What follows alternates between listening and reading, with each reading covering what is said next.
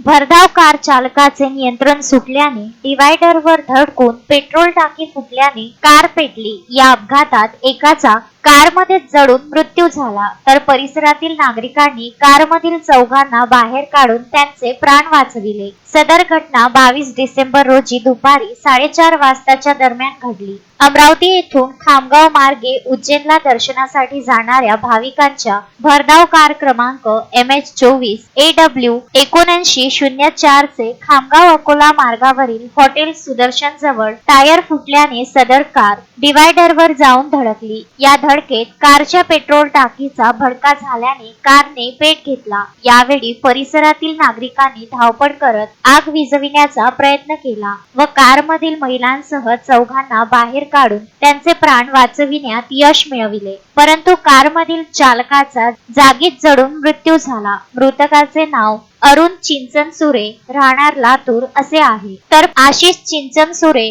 वय 32 वर्ष, लक्ष्मी अरुण चिंचनसुरे वय 61 वर्ष, शारदा वय 55 वर्ष सर्व राहणार लातूर हे जखमी झाले आहेत। जखमींना तातडीने खामगाव शहरातील खासगी दवाखान्यात उपचारासाठी भरती करण्यात आले आहे। घटनेची माहिती मिळताच ग्रामीण पोलिसांनी घटनास्थळी धाव घेतली। वृत्त लिहेपर्यंत पोलिसांची कारवाई सुरू होती। मोहम्मद फारूक, विदर्भ न्यूज, खामगाव।